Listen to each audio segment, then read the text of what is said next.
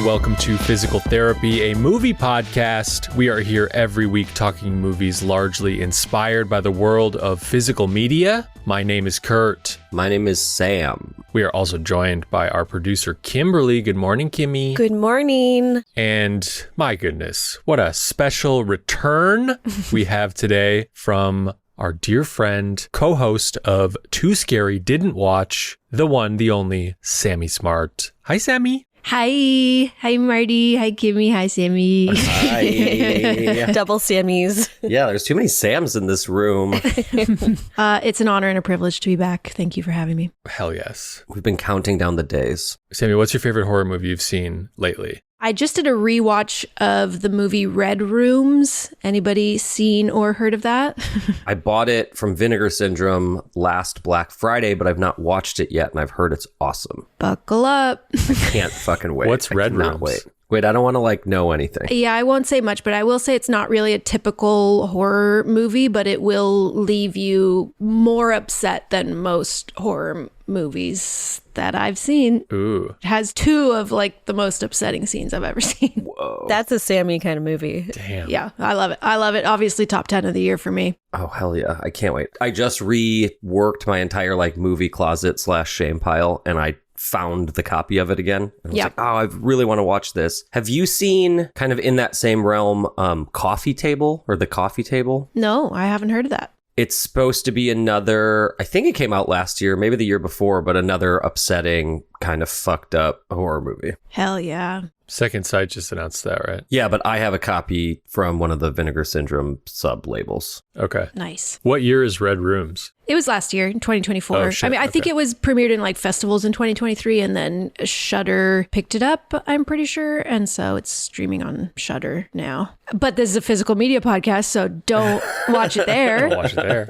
Don't watch that. Today we're talking about Shout Factory's 4K release of 1998's The Faculty, directed by Robert Rodriguez. Yeah. We're going to be recapping it with our master recapper, Sammy Smart. We will be spoiling it, FYI. Looking forward to that. But before we get into The Faculty, let's talk a little bit about the high school horror genre itself. I've been thinking about this, knowing we were going to have this conversation. Would you consider Halloween as a high school horror movie? Yeah, that's a great question, because there's a lot of horror, like slashers especially, that are about high school kids that don't necessarily take place inside of a high school all that much. Yeah. We talked about kind of each bringing a few recommendations to the table. Mine are a little bit of both. They're high school students. It's not necessarily high school set movies. Okay. So for my purposes, Halloween would count. I think so. I mean, there are scenes in a high school. It's high school kids. I think it counts. The Faculty is a special one, though, because it's almost takes place entirely at a high school. Yep. Yeah. We each prepared a few. Why don't we go through those, and then we can do some honorable mentions at the end. I personally tried to avoid kind of the all-star hits. Yeah, the big ones. Yeah, I mean, Scream's the one. I didn't write it either, because we've all heard of Scream. We've all seen Scream. We'll get to it, but Scream is the same screenwriter as The Faculty. Mm-hmm. Yeah. I picked three that I revisited or discovered for the first time for this one. Ooh, because okay. I knew they fell into the genre. Sammy, as our special guest, why don't you kick us off with your first recommendation? The first one is a classic that I just saw for the first time pretty recently, Slumber Party Massacre. That's one of mine. Oh, yeah. Hell yeah. You just saw it? I just saw it for the first time. So great. So great. I loved it so much. I don't know why I had delayed seeing it for so long. I mean, what a title, first of all. Yeah. Perfect title.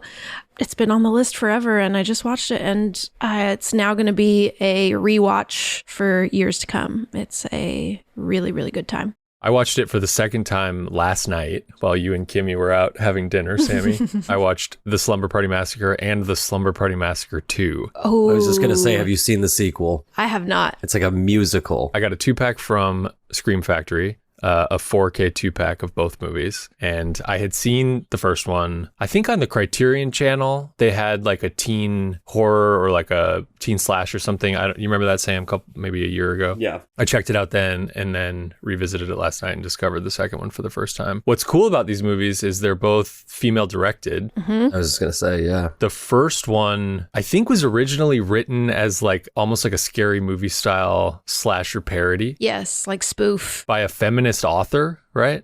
Yep. And then they kind of made it in earnest, like as a horror movie, essentially. Yep. I think much to the chagrin of that author. But it's great. Wasn't it? I feel like it was Roger Corman who produced and was like, well, it needs way more nudity. So and like, what if there's just naked shower scenes for no reason? And so, yeah, I had read something about how the director tried to film those types of scenes as straightforward and non-sexily as possible. She was like, I know I have to do this, but Yeah. In my memory, there's not a lot of nudity in it. I'm wrong in that? There's a decent amount. at the there's beginning. just scenes where everybody is naked. Okay.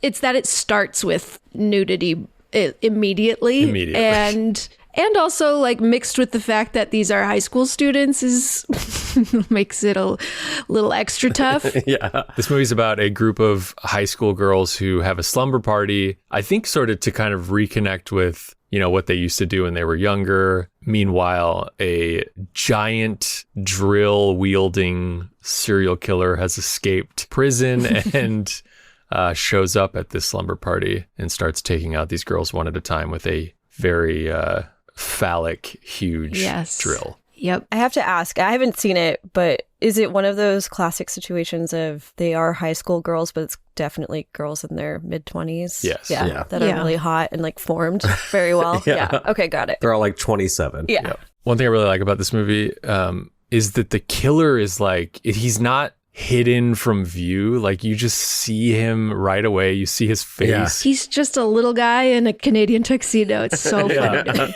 me. He's almost like inconsequential to the rest of everything else that's going on. He's just like there. I mean, he kills people and he starts picking off the main characters, but he's just like a guy. It's just a guy. He's just like a dude there.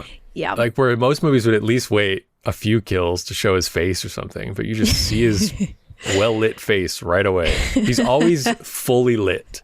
It's sort of funny because like the first half of the movie, I kept being conscious of how much they were showing him and how it didn't really work for me. But by the time he's like in their bedroom at the end, I feel like he is terrifying. He really works as like a guy I would not want to be trapped in my bedroom with. Yeah. He reminded me a little too much of Christmasina, so I never got to the like scared part. Wait, who's Christmas? That's really funny. A Christmasina? Wait, yeah, A serial who's killer? Christmasina? He's in like You'd recognize him. He's in so much stuff, but what? big TV. He was in Sharp Objects. Right. Oh, the Mindy Project. Yeah. Anyway. And so I just kept being like, why That's really funny. is this guy the serial killer? But he does, not speak for most of the movie. And then eventually he has a line or two that are pretty upsetting. Pretty upsetting.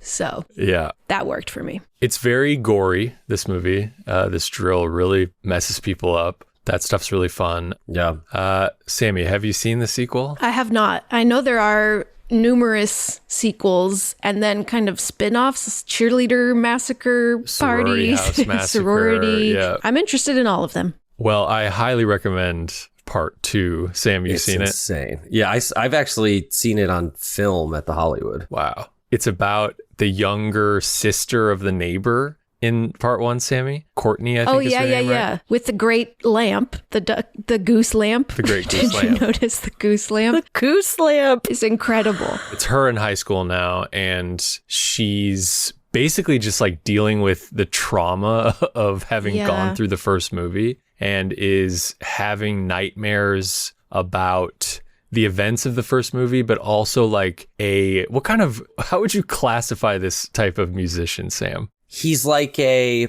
80s glam metal guy. Mm-hmm. He has an electric guitar, the bass of which is huge, and like it's a red guitar with these like devil horns sprouting out from the bass. So it's this crazy shape, and then at the the front of like I don't play guitar, the spine of the guitar is a drill. Neck. The neck. The neck's connected to the spine.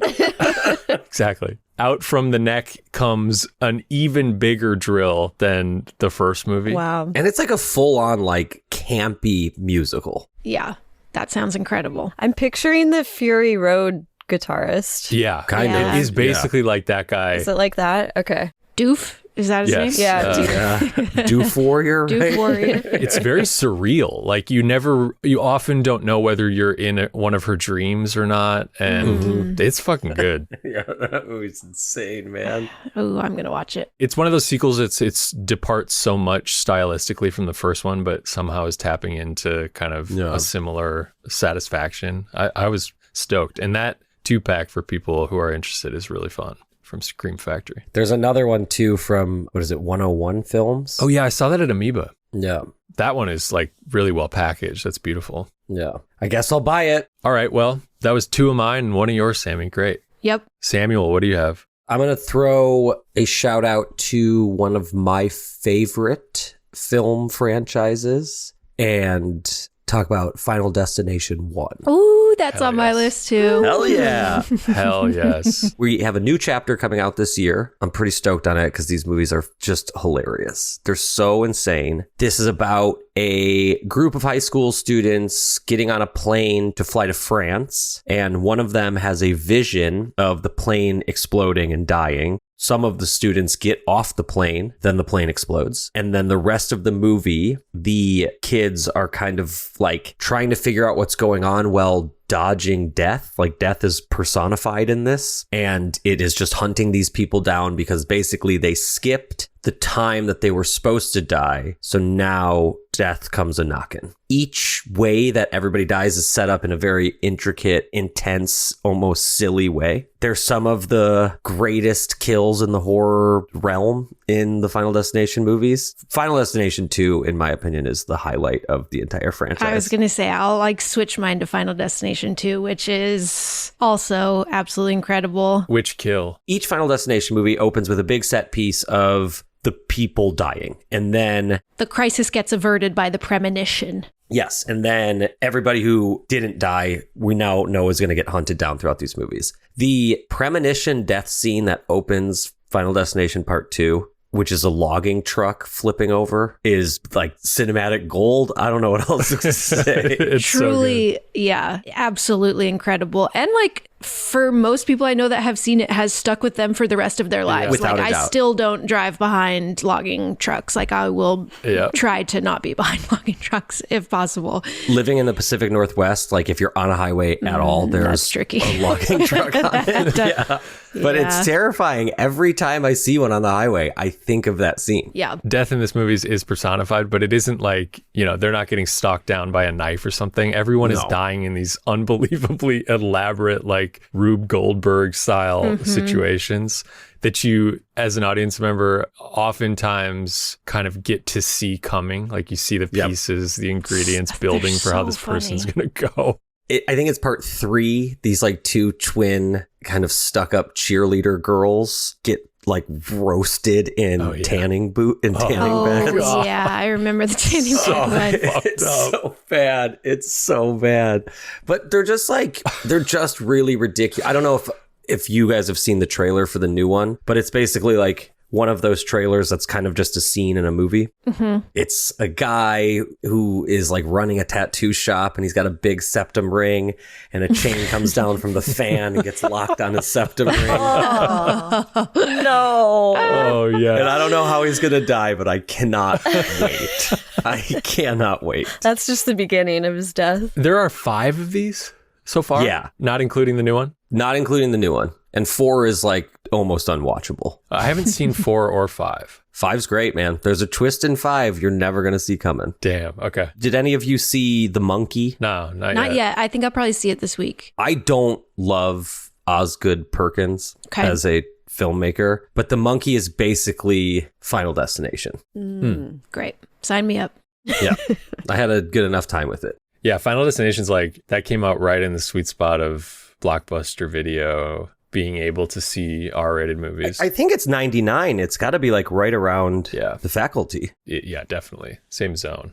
All right, Sammy, what else do you have? My final recommendation, keeping in the time frame and this kind of golden age of teen high school horror, one that I hadn't heard about until doing my podcast about horror movies is Disturbing Behavior. Ooh. Oh, yeah. It's not a great movie, but it is a lot of fun. It's very silly, and it's basically ripping off like all of these movies mixed together. It's a little Faculty-esque where the teachers are doing something to the students. I don't really remember all the details of the plot, but we got James Marsden, we got Katie Holmes. It's got the like grungy rock soundtrack. Yeah. So if you like this vibe, give it a try. They dress Katie Holmes up as like a kind of gothy punk chick in the movie, and it does not like blend with any idea of Katie Holmes at all. It's amazing. I've always wanted to see this. I feel like it was kind of a forbidden title at Blockbuster at the time. Yeah. It's a ridiculous movie. Oh, it also has Nick Stahl in it, who Oh, yeah. I really Yeah. love. Oh, yeah. God, it's such a silly movie. But I think there's something, and we'll talk about it more during the faculty, but it's just like such a nostalgic time that when you're watching these movies, it really feels like nothing bad could happen. It's like, a late 90s, early 2000s horror movie, high school horror movie is on, and everything is right with the world, minus all the problematic stuff that pops up in all of these movies as well. Minus that. There's always something that is a little like, ooh, oh, right. I forgot about that part. That one. I watched this during lockdown because I was just going through a list of being like, oh, yeah, I remember seeing this poster at movie or the VHS cover at Blockbuster, and then watching it. And I just, while watching Disturbing Behavior, I was like, man, we had it pretty good for a while there. Yep. There's a Blu-ray from MVD, Sam. Dude, I love MVD. I'm actually about to highlight no, I'm not. Sorry. It's a different company, but their packaging is very similar. Go for it. I want to highlight a title called Slaughter High. Oh. Great title. An 80s movie, Vestron Video put it out on Blu-ray not too long ago. This movie is about it's a high school reunion, and so a bunch of friends go to this reunion at their shut down high school because the high school like lost funding after a prank disfigured one of the students. Damn. And so when they get to this reunion, they realize there's only like 8 people there and somebody has set them up. What year? 86, I think. Yeah. I saw a trailer for this movie at the Hollywood one time when they were screening something else, and I knew that a Blu-ray was coming out, so I blind bought it. And the last 5 minutes kind of blow. There's a twist that I really didn't like, but I loved everything up until that point, so I would recommend it. It's a great poster. It's like a skeleton holding an apple that is a lit stick of dynamite. And he's got like a graduation cap on. I'm looking. It's amazing. Oh, God. Yeah, it's incredible. The tagline, Marty majored in cutting classmates. There you go, Martin. It's you. Watch out. There you go, buddy. I highly recommend this movie. It flew under the radar for me for about 35 years. Yeah, I mean, same. This is the first time hearing of it. I really, really had a good time with it. Nice. My last one is a recommendation, Sam, from our friend Travis. This is a movie I had never seen that he was really recommending last time we were hanging out.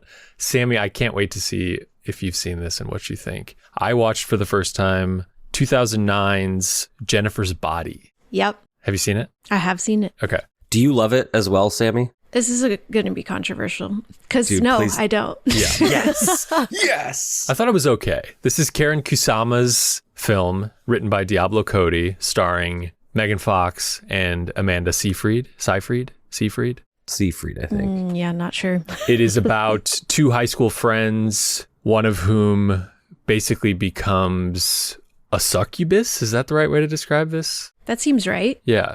She essentially is like a demon who is seducing and killing boys. This movie is nice and R-rated, pretty gross, very comedic, the screenplay. A little too comedic for my taste in a lot of the ways I think Diablo Cody can be, if that's fair to say. Yeah, she's fucking annoying. I love Amanda Seyfried so much. I could like watch her in absolutely anything. I think she's so I love great. Megan Fox too. They're both great in it. It just, and I saw it like much later than 2009. And so I think maybe if I had seen it at the time when it would have felt a little more hip, fresh and new, maybe that would have helped it live in like a positive place in my brain. But I just saw it for the first time within the last couple of years. And because it has such a huge cult following, I had pretty high expectations and then was just a little like, but it's fun. There's a lot of mystery throughout the movie as to like what's going on with Jennifer, who Megan Fox plays. You see her sort of killing people, but you're not really understanding what happened to her or why she's doing it. The POV is entirely from her friend, Amanda Seyfried's character. By the time they kind of reveal what happened to Jennifer, which I won't spoil here, that turned a little bit for me. I kind of liked the movie better. At that point, you have more sympathy for sort of what's going on. But there's tonally just something that I found a little grating, I guess, about the script. It's, I think, a little tonally all over the place. And for being focused on a female friendship and like written by a woman, I like felt it had surprisingly little to say about female friendships and kind of just how important female friendships are to me. I felt like the point is kind of like females shouldn't be friends. Oh, wow. I don't know. I was not like thrilled with the overall kind of takeaway that I had from the movie. I was like, I'm not sure if this is what you're trying to say, but I also am, not sure what it is that you're trying to say. So Yeah. Have you seen it, Sam? I've not. I've always I remember when it was coming out, as Sammy just said, it became this huge cult sensation, and it's like now a running joke between Travis and I, because he just like brings it up any moment that he can, and I'm like, I'm never gonna watch that movie. So maybe maybe that is the hill that I'll die on. I'll just go to the grave never having seen Jennifer's body. Amy Sedaris is in it. Oh, I do love Amy Sedaris. I love Amy. yeah. I've never seen it either. It is a great title, I have to say. There's some like great moments in it, some really great lines of dialogue that are so silly and over the top and fun. And yeah, there's like a lot of good ingredients in it. I just felt a little frustrated with how it all came together in the end. Sure. Honorable mentions. Obviously, the big ones, right, are Scream, I Carrie, was gonna say Carrie. Halloween. We talked about. There's like I Know What You Did Last Summer's. Yep. Urban Legend. What's up with Urban Legend? Ooh, Urban Legend. Yeah, that's a good one. Is it? I mean, yeah. I'd say it's disturbing behavior level. Yeah. So good for me. Because there's 2 Urban Legends, I'm pretty Yeah. sure. The first one's pretty fun. I haven't seen the second. There's this movie that Arrow put out not too long ago from like 99, 2000 called Lover's Lane Oh, yeah. that was shot up in Seattle. I believe it's based on that urban legend, The Hook. Oh, yes. It's a pretty fun movie. I watched it one night. Again, this is not going to like blow anybody away, but it's enjoyable enough. Whoa, The Craft. Obviously. Ooh, good call. Yeah. Craft rocks. I threw It Follows on my list. It's kind of cheating, good call. but they're, I believe, in high school in that. They are, yeah. That's a good example of like high school students. There is a high school at the end, but it isn't Yeah, I their think high it school? does. I think so. Yeah. I think that counts. There's parts where she's like in class, Oh, yeah. looking out the window. There's, Yeah. Classic trope. and then obviously Twilight. Twilight. Do they go to college in Twilight by like part 4 or No, 5? she chooses Edward and just begins her life as an adult woman. No college. Okay, but they're out of high school.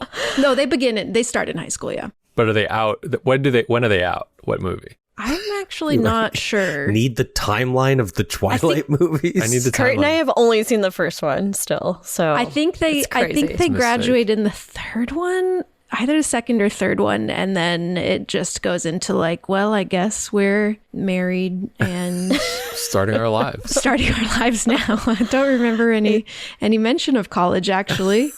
no need for an education when you're a vampire. Sam, have you seen Twilight, the first one? I've never seen any of them. You need to do yourself a favor, Sam, and see the first Twilight. It's Oh pretty my damn God. good. That's another one where the second is my favorite. New Moon. Do you know about the baseball scene, Sam? I don't think so. Oh, Sam, Oh, Sam, you have a It's lot. really, I'm jealous of you. All right. it'll stick with you. The vampires can only play baseball during thunderstorms because when they hit the ball, it's so loud that they have to play during a thunderstorm so they can disguise I can't. their bat swings So good. with thunderclaps. I cannot. Are you fucking kidding?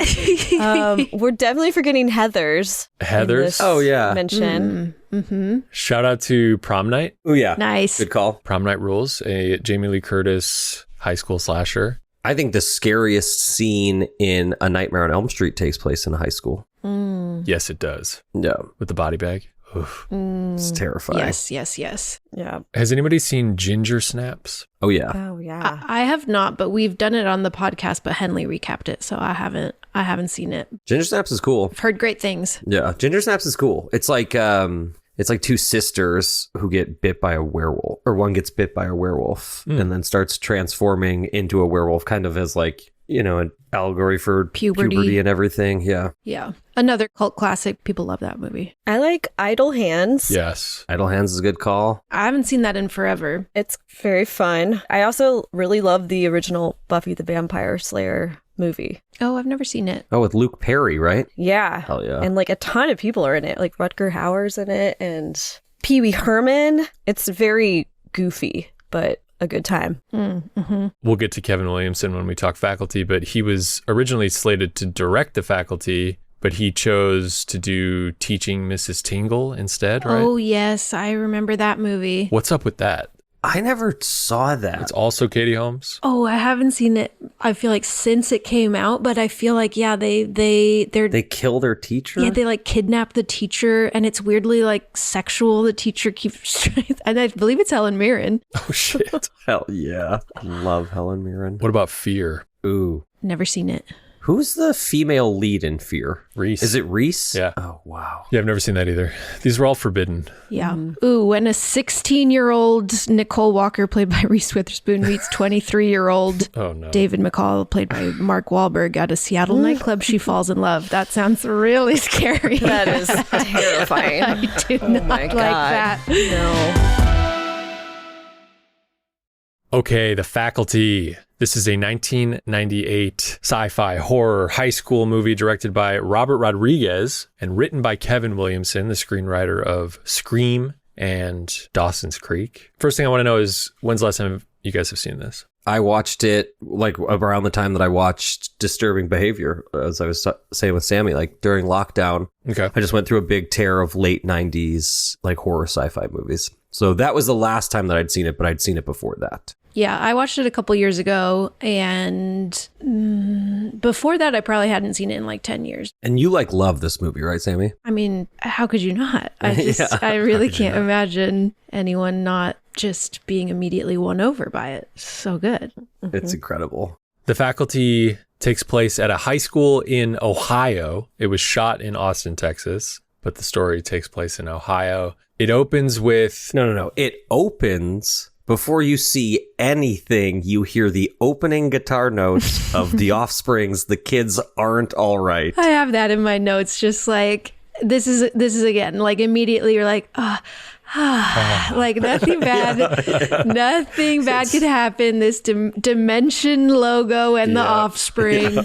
Yes, settling in, cozy 90s. It's literally my first note in my phone. It is, this movie opens with The Offspring. So good.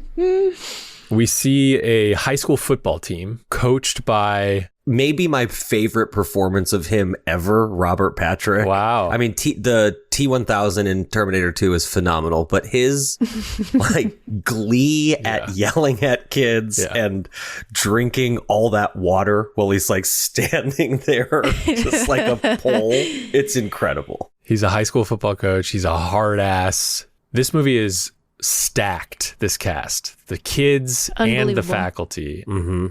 The faculty of this high school, Robert Patrick, we mentioned. The principal is Bebe Neuwirth. Is that how we say her name? Lilith from Frasier and Cheers. The nurse, who is sick the entire movie as just kind of a joke, like she just comes to school with a cold, is Salma Hayek. We've got The science teacher. science teacher is Jon Stewart. Got very nervous. Famke Jensen. Yeah. It's just like As the like most an English anxious teacher. English teacher. Don't know why she got into this business. She seems to be very afraid of all the children. Oh my God. We have got to unload on her character later. I have so much to talk about there. Piper Laurie is one of our teachers who is... Yeah, she's like the theater teacher. Yep, who's, of course, from Twin Peaks and the mother in Carrie. Yeah. Yep. Who else? Who else is in the staff? Anybody? I mean, George Costanza's boss is the That's right. History teacher. Yeah. Who's just like openly drinking the entire time. Just the entire time. It's incredible. At one point is just like blacked out drunk teaching his class. Incredible. Should we talk about who the students are? You have Elijah Wood as like the dork, Jordana Brewster, who I believe is top billed in this movie. And it's her first movie, too. Yeah, she's the like head cheerleader. Josh Hartnett, Kurt's beloved, is like the bad boy. Yep, he's repeating his senior year. Yeah. This is his second film ever, and his first film is Halloween H2O, and that came out like 3 months before this. Clea Duvall. Clea Duvall. Mm-hmm. She's sort of a outcast character. Yeah, sci-fi outcast. That's right. She's reading Robert Heinlein at the beginning, which is our first kind of clue that there's something maybe science fiction-y happening in this, as opposed to just horror. Usher. I mean, my Usher. God. Yeah, Usher is Just here. a football player. Incredible. Who's like the head football player? What's that actor's name? Sean Hatosi is his name. I think the only other thing I've seen him in is he was in the like TV show remake of the Australian film Animal Kingdom. Did anybody Yes. else watch that? No, I love that movie. but- Oh, I mean, I've seen the movie. Yeah. He plays like the Ben Mendelsohn role. Oh, wow. I'm very scared of him. He's like Sure. so scary in Animal Kingdom. So it's hard for me now watching The Faculty not to be very afraid of him. He was in 2006's Alpha Dog, Sam. Oh, God. Oh, that's what he's from. Yeah. The high school itself is really cool in this movie. It's like very dingy and depressing looking. One of the things that really shines about the 4K of this movie is all the detail of the set design of this high school. Like the walls are all peeling and you really appreciate that stuff. So it's a great setting. Practice is ending. And once the team is off the field, the camera kind of POV, the camera's the POV for a character who we don't know who it is, approaches behind Robert Patrick, and it's very ominous. And he turns around and looks at the camera and he says, "Now, what are you doing here? Now, what do you want?" Yeah. And then there's like a fade out. Right after this opening scene, Bebe Neuwirth, the principal, is attacked by the football coach after hours at the high school. He stabs a pencil through her hand. Really upsetting. There's a lot of great body horror, like practical, gross out effects in this movie from the great Greg Nicotero. A legend. A true legend. Yeah, the way that pencil goes through her hand is like, whew. That whole scene is pretty scary. It's like, scary. It's scary. It's kind of the most horror the whole movie is. It's a really well crafted, scary, fun scene. Yeah. Yeah, he's chasing her through this locked up, lights off, creepy already high school. And she's like trying to get out the front door, but it's locked. And Piper Laurie's on the other side and she doesn't know how to help her. And it's soon revealed that Piper Laurie is also not who she seems to be. And they kill Bebe Neuwirth, her and the football coach. And then it's like the next day at school and we're meeting all these kids for the first time. With freeze frames with their names written on it Classic. Yeah. Incredible. in like a fun, funky font. A very late 90s font. Pretty much, it kind of happens in the background, but some of the football players pick up Elijah Wood and Oh my ram God, his and crotch absolutely into a smash pole. his dick. Yeah. Totally. It's so brutal. It would, It looks insane. that would probably hospitalize somebody. Yeah, I was gonna say he would be projectile vomiting like pain, Yes. levels of pain, Without a doubt, dude. It's insane. Just cuts to him on the ground like... brushing himself off like, Yeah, oh, quickly another day shaking it off. another day at school. Josh Hartnett is revealed to be selling drugs to his classmates. His classmates played by Oh, yeah, that Oh my piece of God. shit. Danny Masterson Ugh, yeah. and the kid from Dazed and Confused. Oh yeah, Which kid? The main kid. The young guy? Yeah. Oh, wow. I also didn't clock her watching it, but I read about it after. He also sells, I'm not sure if it's that first scene or not, but he sells to Joaquin Phoenix's sister, one of them. Yeah, she's the one who's like constantly yelling at her boyfriend. Okay. The boyfriend being the main character from Scary Movie. Oh, funny. Josh Hartnett is selling snortable powder that's not cocaine. It's kind of like a caffeine-based Adderall-style drug or something. Yep. Which is inside blue Bic clear pens. Yeah. So he's got like pockets full of these pens, which come into play right away. I think it's also important to point out his hair. It's really an unusual hairstyle. I'm Josh Did Hartnett. you guys read about this? Do we read about it? Is there trivia about his hair? Yeah, I got some trivia. Yeah, please tell us. It's from the biography I'm working on Josh Hartnett. He apparently on Halloween H2O and The Faculty, which, like I said, came out very back to back, I presume were shot close together. He kept cutting his own hair. His hair in this movie is like, it's kind of short, but it's like pieces of it are long and like sticking out. Yeah. It's very messy looking. He kept doing that because he like insisted this is like what a teenager would do. And I'm fucking cool. He said he almost got fired from H2O, from the director for doing that, and was like catching shit from all the producers of both of these It's movies. so funny. And look who's laughing now. Look who's laughing now. I feel like it's the reverse of when we were in high school. I feel like guys would gel up the front of their hair into like a little wave thing. It's like he's doing that on the bottom of his hair, so it's like sticking out like near his under ear level. Yeah. But then it's also kind of sticking out in other places as well. But it just, I don't know, I haven't never seen anything like it. It's really incredible. Kurt, when you first saw this movie, were you like, that's what I want to be? Like, that guy is so cool. What happened is I was obsessed with movies. I was 10 years old or whatever when The Faculty came out. And I remember being down at my neighbor's and his older sisters were there, and they were talking about Josh Hartnett because he grew up like 2 blocks away from us. And they were like, this kid from this street is in Halloween, this new movie, we got to go see it. And I was too young or whatever, and I was like, there's a kid from down the street in this movie that they're gonna go see. And basically from then on, he was just like this kid from my hometown that made it in the movies, and I was obsessed with that idea as a kid. Sure. And then it turns out he fucking rocks. The big one for me was anybody? Yeah, the Othello. I never saw that. Yeah. Othello high school adaptation. Talk about high school horror, for God's sakes. Yeah. Oh, yeah. Oh, that one I do remember. Yeah. Actually, he plays now you like say the that Iago character and is amazing. Anyways, this isn't a Josh Hartnett podcast as much as I want it to be. It could be. We mentioned Sean Hatosi. He plays Stan. He's the captain of the football team. You know, in the first scene, you get the impression that he is really butting heads with Robert Patrick's character, the coach. And Stan is dating Jordana Brewster's character, Delilah. And he tells her that he's quitting football to concentrate on academics, and he wants to be challenged. He's always been good at football, and he's over it. He's tired of being respected for just being the captain of the football team. Yeah. And what does she do? Makes fun of him and then basically breaks up with him. Yeah.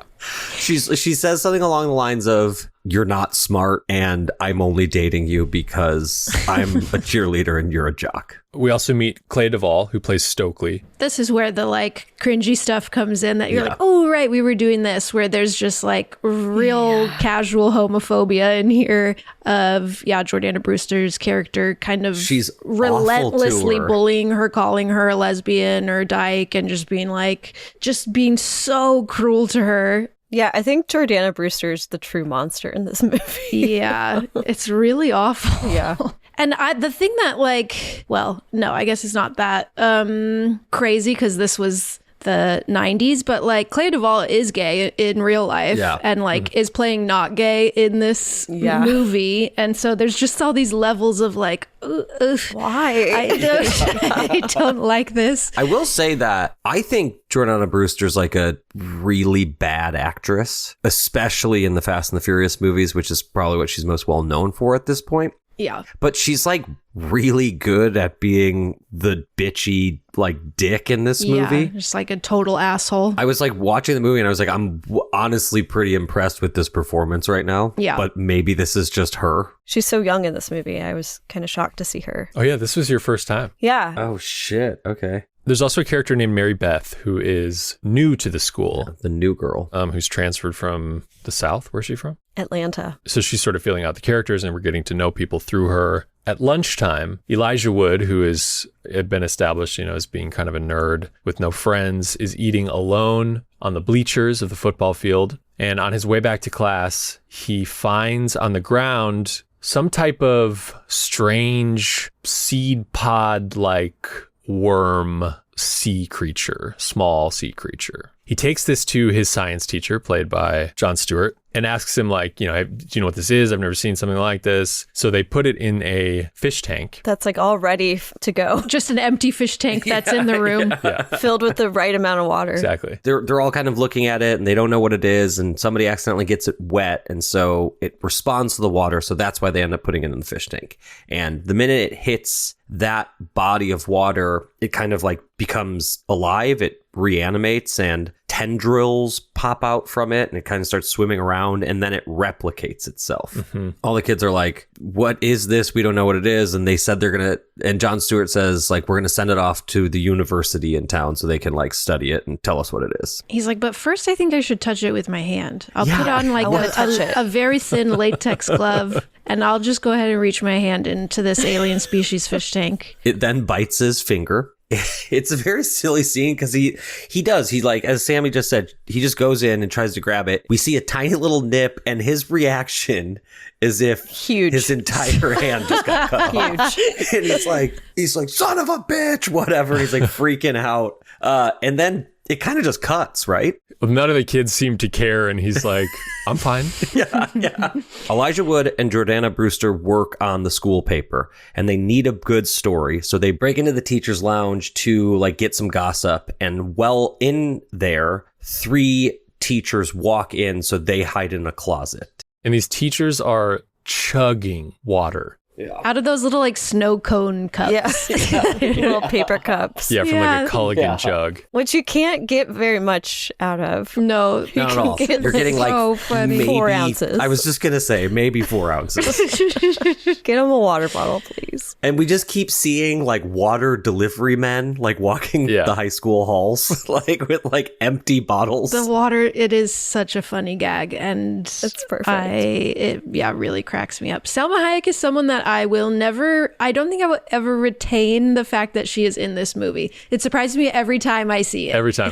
I'm just Yeah. like, oh my God, Salma Hayek. I totally forgot. It makes no sense, but I love it. It's perfect. She's so funny. As Kurt pointed out earlier, it's like she's constantly sick as the nurse, but it's also Salma Hayek, like one of the most attractive people on the planet, and they just kind of like redden her nose. Like she still looks like incredible Yeah. as this sick nurse. She's so funny.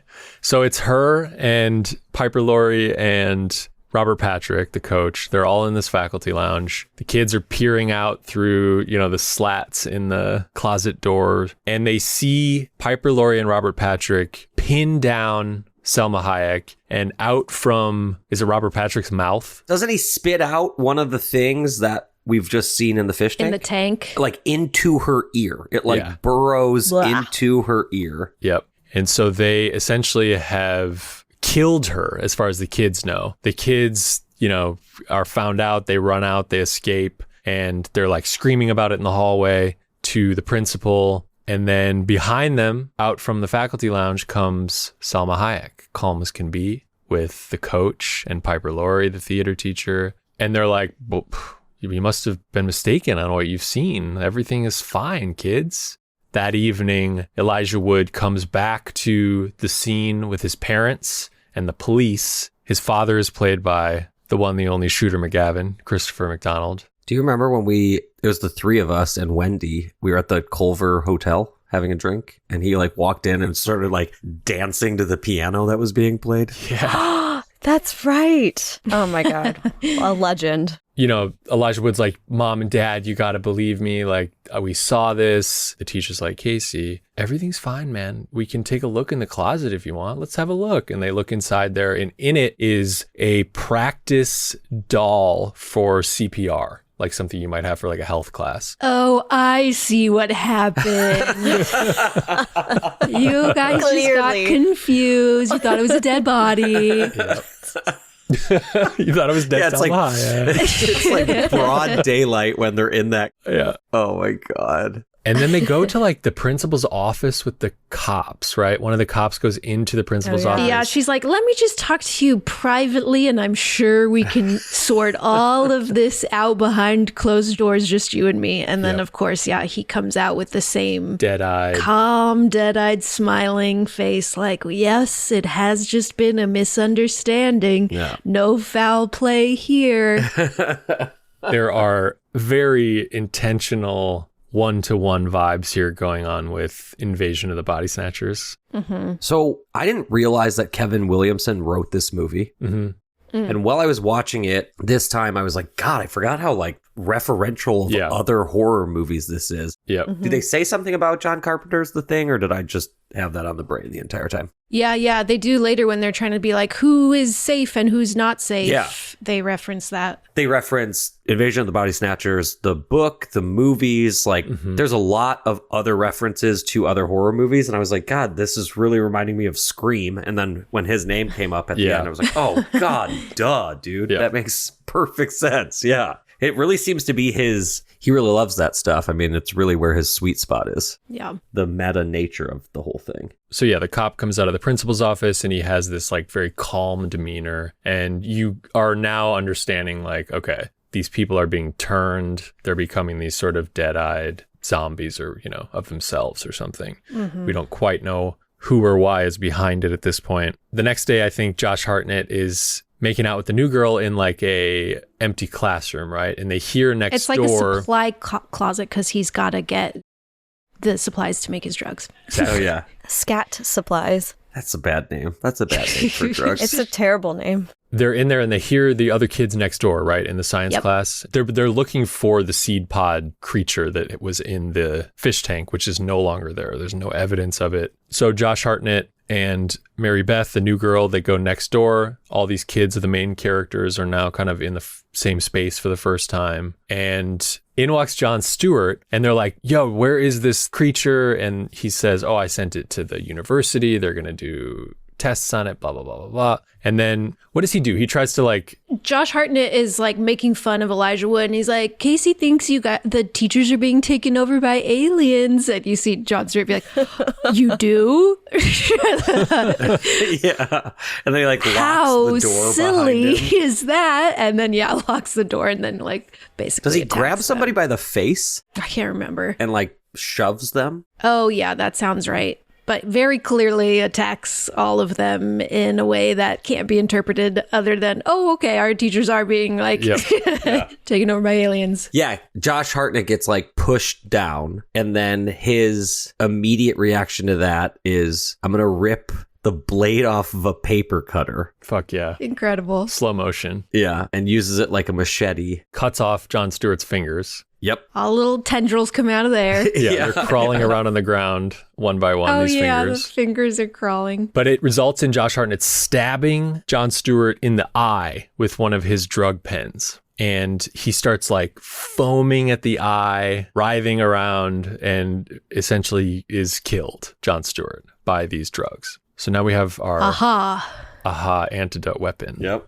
After that, all the kids believe the aliens are real now, and they start to leave the school and notice that pretty much everyone around them has been turned. Yeah, people are getting called into the principal's office one at a time over the PA system. Everyone's chugging water. There's a long line for the drinking fountain. There's a scene in which like a cabinet is opened and it's just lined with Dannon water bottles the entire time. It's so good. I really love this scene. I don't know where it is, but it's just like cross dissolves in the teacher's lounge of all of them just like slowly shifting positions, like closer and further from the water fountain, and like drinking cups, and like time passing and them nobody speaking, just chugging water. It's so And they fun. like turn on the air conditioner, like they're just kind of like, fuck it. It's great. So now they go back to Zeke's, right? To Josh Hartnett's. Yep, exactly. We get our big This the thing. is the thing scene. Yeah. They all have to do the drugs to prove that they're not aliens. Zeke, Josh Hartnett's character, has like a chemistry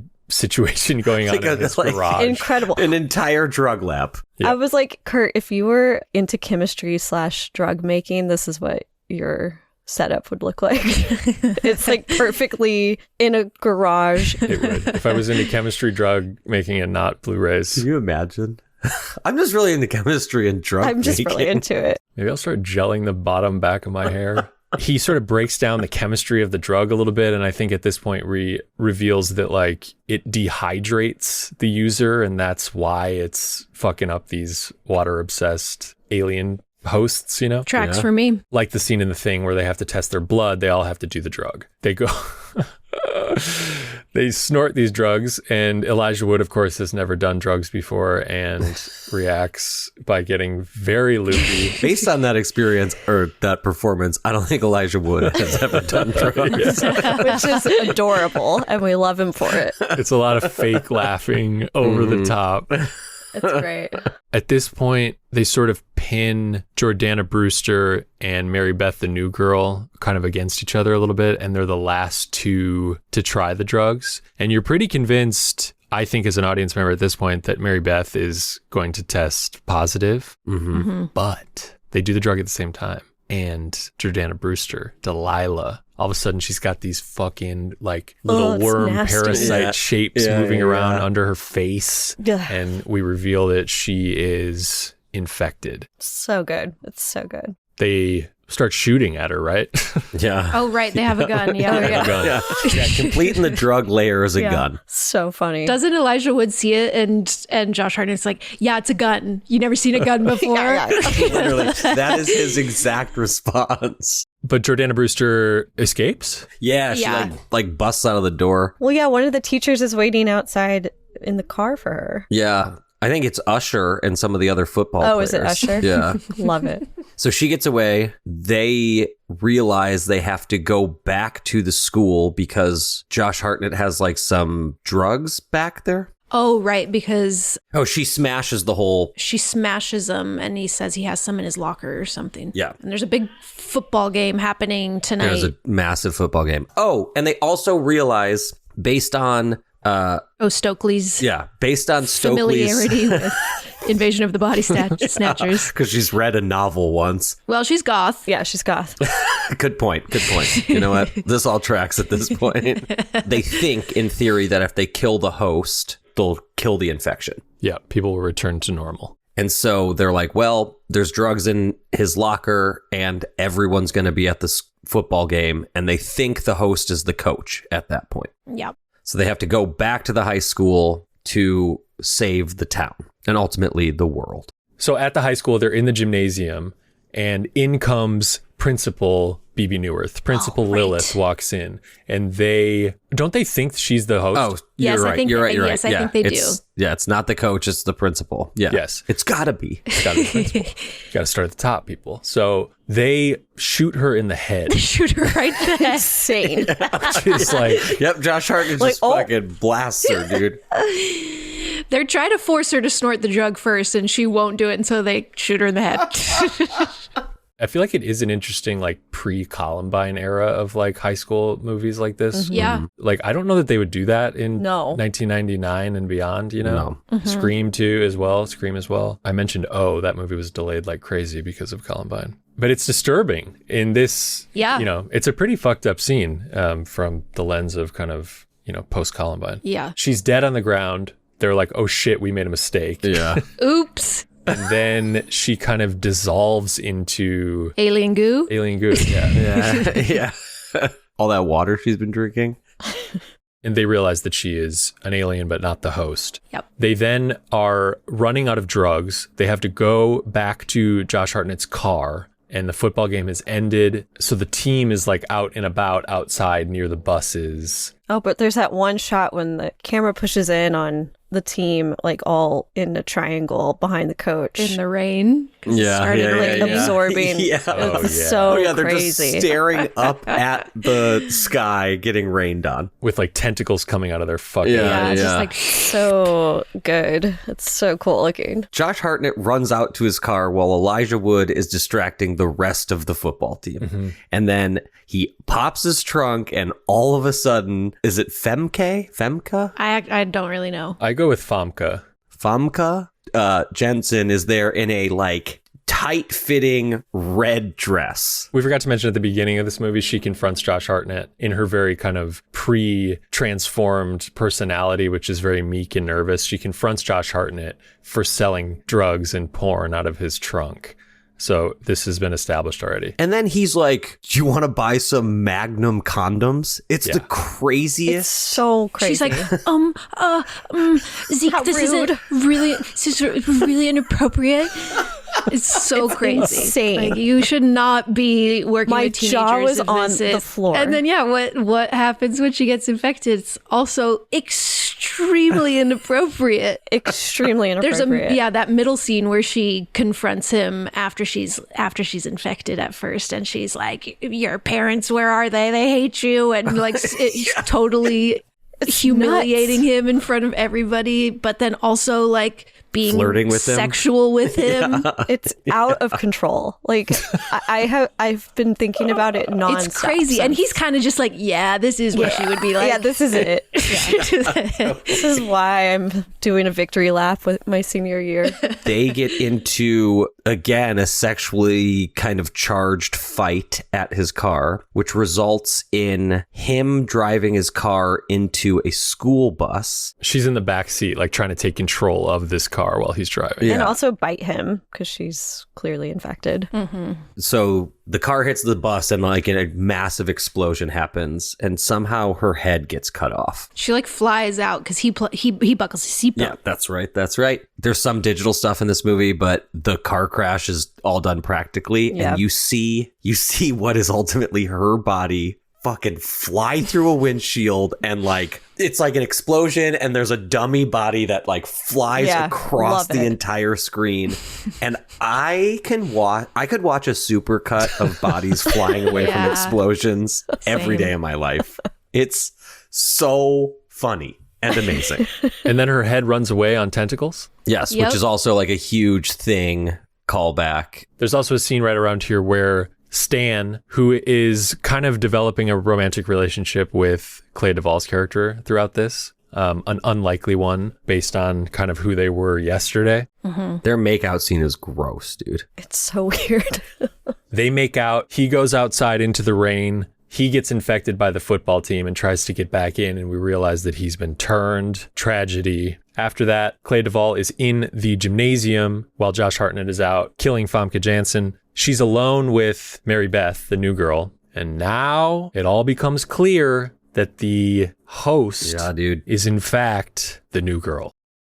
It is funny because the whole time doing their like detective work, and they're like, this just started 2 days ago. What else happened 2 days ago? Did anything change at high school 2 days ago? Yeah. Yes. Like literally girl one case. new person showed up. One new person is here. Oh, I loved it. It got me so good because I was like so distracted by everything else. I was like, oh my God. She's the host. I like, Yeah, no, it does do a waxed good Kurt. job. I was like, oh my God. Kim was on the edge of her seat. Loved Yeah, it. dude. Squirming, screaming. It was amazing. Oh, it was incredible. And she becomes, in front of Clea Duvall, this giant, basically like version of these little worm seed pod sea creatures that we saw in the fish tank. She becomes one that's like 12 feet tall. Elijah Wood runs in the room, sees this happening, and him and Clea Duvall are on the run from this giant sea creature that's chasing him through the high school. And quickly they end up in the pool area, and this thing dives into the water as they're like running around the perimeter of the pool to get to the other side. There's an amazing shot of it underwater chasing them, which is clearly like a practical thing that they're like dragging. Looks amazing. And then it bursts out of the pool, slow motion shot of Clea Duvall with this like thing and all its tentacles and all this water exploding behind her, and it grabs her and drags her underwater. Elijah Wood pulls her out of the water. They end up in the locker room. This giant sea creature kind of re-transforms into Mary Beth, who is now naked and sort of trying to seduce Elijah Wood to kind of come out from hiding, right? And Stokely's like locked in a cage, like the gym cage, Yeah, right? she's in like an equipment cage thing. Mhm. I also feel like this is around the time where we get the reveal that during the thing scene where all of them had to sniff the caffeine powder, they're like, but you did the thing, the test. And there's like a flashback and we see just a little like skin flap on her nose close. It's like, Incredible. Oh shit. As the skin flap closes her nostril. Oh my God, her pinky. She uses her pinky to knock the cap off the other end of the pen, and it just drops all the drugs on the floor, and But nobody not just noticed. her human pinky. She has to transform it a little bit into like a little octopus Pinky. arm pinky to be able to screw off the bottom. And nobody noticed, even though theoretically they were all staring at her. It's so good. So funny. At this point, Josh Hartnett comes back. Yeah, but Yeah. he gets knocked unconscious like almost immediately. And so pretty quickly, it's like Stokely and Zeke are kind of like out of the fight, and it's just Elijah Wood versus the host, The queen, Mary Beth. if you will. So he gets out of the locker rooms and gets back into the gymnasium, and she transforms back into the massive bug creature and starts chasing him. And he, very smartly, this is a great I know, use of it's so like a good. gym. He runs behind the bleachers and hits the button like it's an automated set of bleachers that push out from the wall. So they start going back into the wall. Elijah Wood is like running through these bleachers, the back of these bleachers, while they're getting tighter and tighter and smaller. Behind him. Yeah. And Mary Beth, as the bug, is chasing him. So the bug ends up getting pinned against the back wall by the bleachers. It's like gross face is right by Elijah Wood, and he uses his like last couple remaining homemade pen drugs to stab Mary Beth as the creature right in the eyeball. And it becomes dehydrated and shrinks into like nastiness as we, I think like mid cross dissolve out of that night. Now we're back at school, similar to the opening. It's a new day. Months have passed. I think there's a title that says that. We see our main characters once again, but people have changed their sort of high school archetypes. Not only that, but we see Elijah Wood's character has been on the cover of Time. Like on the cover of Life magazine. And it's literally like hometown hero hot kills shit. alien. Yeah.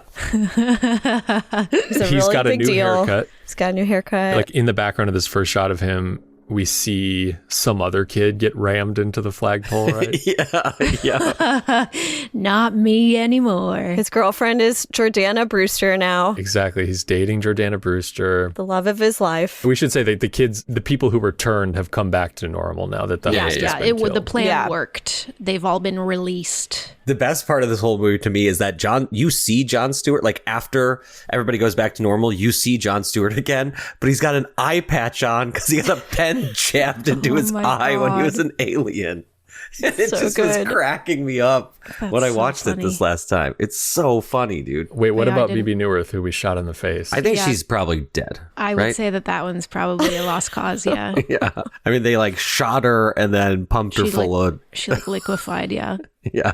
Tricky to recover from. Yep. Josh Hartnett's joined the football team. Yeah. It's- Okay. So he's to join the football team somehow, and he smokes a I lost cigarette. my He takes mind with his this. helmet off, lights a cigarette, and then waves to Femke Janssen, who's like sitting in the bleachers Oh my staring God. at him. Like as if they're like a couple. Lost my mind. They're like clearly together. Yeah. And she's like back to her meek self, but like slightly more confident. And But my God. You could tell. You're like, Yeah, it's oh. like, I was like, what? This is a crime. This is crazy. This is a crime that you're doing. And then Kurt was like, He's he's of age. legal. He's legal. I was like, no, that's not He's the like point. 19. Well, He's repeating his senior year. Yeah, but still. it's a student. I mean, it's probably against like the school handbook, but I'm not sure if it's a crime. It's so insane. It's like crazy. I lost my mind with this. I like couldn't let that one go. It was crazy.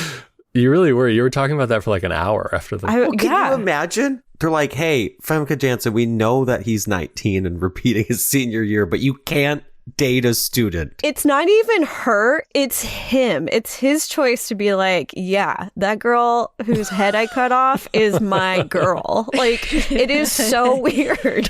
Yeah, like she flew through a car window into an explosion crazy. and was decapitated. And now It they're is- dating? They're dating, and it's so nuts. Anyway, It's a meet cute. It's yeah, a good what a meet meet cute. cute. Stan and Stokely Oh, yeah. are dating, and she's now wearing purple, Yep. head to toe purple, No more black for her. like a lavender It's color. terrible on It her. She looks really bad. nuts. I was like, this is so. She looks terrible in this outfit. Anyway, It's so Those are funny. two people with big mouths, and watching them make out was like and really freckles. I was like, disturbing. oh my god, freckle love. This is insane. What? They both have freckles. Freckle love. Freckle love. And this is the first time in cinema history that two freckled people kissed in a movie. Well, okay, and now it's being outlawed. Did you guys hear about Julianne Moore's children's book that Oh, got yeah. banned by the Trump administration? That was about a little girl with freckles. Oh no.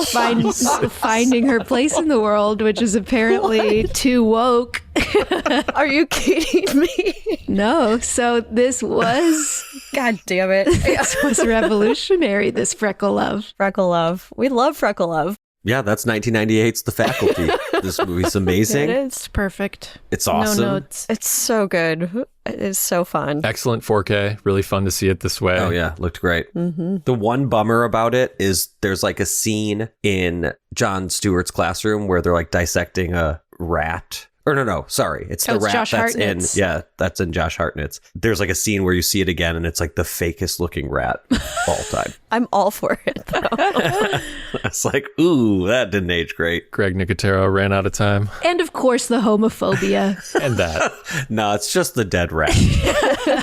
Only two special features on this disc that I think are both recycled from previous releases. One is an interview with Greg Nicotero about the special effects. One is an interview with the production designer. Both are really cool. They have a lot of really, really awesome behind the scenes footage. I would say that if you're interested in that type of stuff, like any movie that Greg Nicotero works on and does a special feature is worth watching. He's very just like forthcoming with information and talks about how they do everything and talks about how he got started. He's a really interesting guy. The highlight for me is they show this giant creature that Mary Beth becomes at the end, which for a lot of it was practical, this big puppet. And they've got somebody operating the head, which I think is done almost like with a remote of sorts.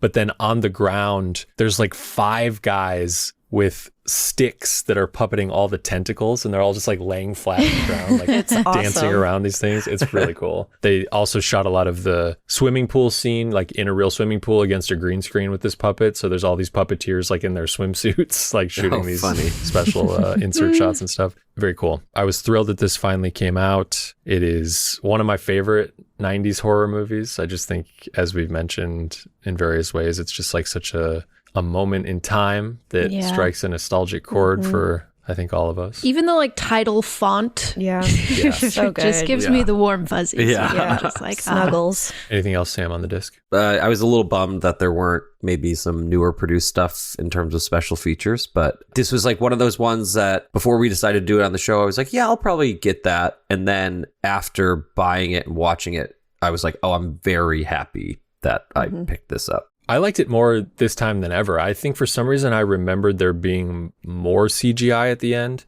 Some of it is a little whack, like the transformation stuff has some shots that aren't practical and don't look that great, but I was pleased to discover kind of how much of it is puppeteered. Yeah. That stuff always looks so great in 4K, just seeing all the details of what they built. It's so cool. Yep. It's a great release. It's got like a slip sleeve and a reversible cover, which is fun. I changed my cover. Ooh. I think it's just like 2 versions of like the poster, right? Yeah. If the slip sleeve is one image, I don't need that image repeated on the actual case as well. Come on. It's all about variety. Yep. With these fools. Sammy, we love you. Thank you for bringing your recap expertise to our little show. It's such a treat, such an honor. Thank you, Sammy. We love you so Oh, much. I love you guys. Oh my God. The treats, the honors are all mine. Sammy, watch out for seed pod creatures. I will. I'll at least put on like some sort of heavy duty Yeah. glove if I'm going to reach into a fish tank with it. At least a welding glove. Yeah.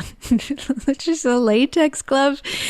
I don't think he's going to cut it. And why? And why touch it? Why do you have to touch Why it? do you don't have know. to? He's like, the skin surface changed. I gotta get a closer feel. No one touch anything strange. Yeah. Yeah, if you find a seed pod in a football field, don't touch it with your bare Don't hands. touch it. Be sure to check out Too Scary Didn't Watch, the greatest podcast of all time, hosted by Sammy Smart. Emily Gonzalez, and Henley Cox, our dear friends. Sammy, what are you guys talking about this week? Emily's actually leading the recap this week, and she watched Sunshine. Oh, shit. Which Hell yeah. I am very excited to hear her thoughts about it because I think it actually really scared her. Oh, yeah. Yep, I bet it did. And I didn't tell her beforehand. She was like, you think I could handle it? And I did. I was like, yeah, I do think that you can. But then I refrained from telling her. I think the closest thing to it is Event Horizon, which I know she's very scared of. So she might be mad at me right now, but that's what we'll be talking about this week. So check it out wherever you get your podcasts. Okay, Sam, it is time once again to put wishes out into the physical media universe for titles on formats that do not yet exist. Here we go. I wish for a 4K of Prom Night from 1980. I wish for a 4K or Blu-ray of Over the Garden Wall. You ever see Over the Garden Wall? Never heard of it. It's a animated mini-series. It was on Cartoon Network, I believe. Elijah Wood does one of the voices in it. It is 12-minute episodes, 15-minute episodes. I think there's 8 of them. One of the most gorgeous, heartbreaking, dark, funny things I've ever seen. Whoa. A Cartoon Network original? Yeah. It's phenomenal. What year? Over the Garden Wall is from 2014, and IMDb breaks it down as two brothers find themselves lost in a mysterious land and try to find their way home. Melanie Linsky's in it. Christopher Lloyd's in an episode. John Cleese is in an episode. It's great. Cool. No Blu-ray though, huh? No, it's like one of those things that I think there's an Australian Blu-ray, but the last time I looked for it, I didn't have a region-free player, and I couldn't find one anywhere. You could stream it for a while. I don't know if you can anymore, but it's just so good. Prom Night is a 1980 high school slasher movie starring Jamie Lee Curtis. Leslie Nielsen is also in this movie. Oh, yeah. Wow. Yeah. When these high school kids were younger, there was an incident where they were teasing a girl and she falls out of a window to her death. That is how the movie opens. And then years later, those involved in this incident, which was kept a secret, start being killed. Just ahead of, you guessed it, Prom Night. Did you ever see Prom Night 2? No. I believe it's called Hello Mary Lou Prom Night 2. Sold. There's a Synapse release of this on Blu-ray that I have been circling, but of course I would prefer a 4K. Are you a fan of this one, Sam? I am. I would love to see it again. It's been a long time. I get this one and Terror Train mixed up, which is another Jamie Lee Curtis early 80s slasher movie, but I would love to see this again. Cool. Yeah, it's lower budget, but creepy and fun. Okay, that is it for another episode of Physical Therapy. Thank you so much for listening. Thank you to Sammy Smart. Yeah, that was great. What a joy having Sammy back. Don't forget to check out Too Scary Didn't Watch wherever you get your podcasts. A big thank you to Patrick LeBon for our music, as always. Thank you to Kimberly for producing. We will be back next week. Okay, what are we doing? We're talking David Fincher's Panic Room. Yeah, so buckle in. Buckle up, baby. We'll see you then.